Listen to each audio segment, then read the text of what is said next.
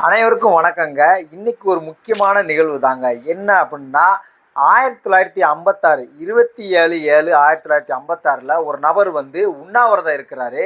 அவர் 78 நாட்கள் உண்ணாவிரதம் இருந்து 13/10/1956ல ஈகியர் மரணம் அடைதாருங்க. அவர் யார் அப்படின்னா, தமிழ்நாட்டுக்கு பெயர் வைக்கணும்னு சொன்ன ஒரு நபர் தாங்க.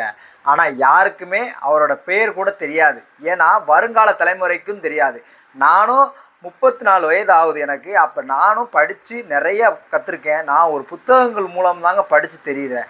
ஆனால் இதே ஆந்திராவுக்கு பேர் வைக்கணும்னு சொல்லி ஸ்ரீராம பொட்டலோ அப்படின்னு ஒரு நபர் உண்ணாவிரதம் இருந்து இறக்குறாரு. இன்னைக்கு அவருக்கு அரசு விடுமுறையோடு அவரை பாடப்புத்தகத்துலையும் அவரோட முக்கியத்துவத்தை குறிப்பிட்டு அடுத்த தலைமுறைக்கு அதை கடத்துகிறாங்க. அப்போ தமிழ்நாடா இது சுடுகாடா அப்படின்னு தான் எனக்கு கேட்கணும்னு தோணுது.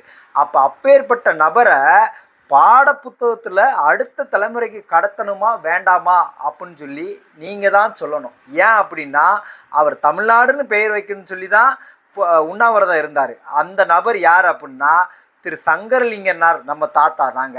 ஆனால் எந்த தலைமுறைக்கும் அது தெரியலை. இது ரொம்ப வருத்தம் அளிக்குது எனக்கு.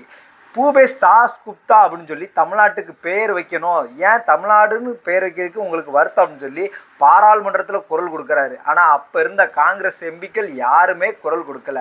எப்போ அப்படின்னா நம்ம அண்ணாதுரை இருந்த காலத்தில் தான் இதை எல்லாருக்கும் கடத்தணுங்க. ஏன் அப்படின்னா வருங்கால தலைமுறைக்கும் இதை கடத்தி கொண்டு போகணும். அதுதான் ரொம்ப முக்கியம். ஏன் அப்படின்னா இது ஒரு முக்கியமான தகவல் அப்படிங்கக்காண்டி தான் இன்றைக்கி நான் இதை பேசுகிறேன்.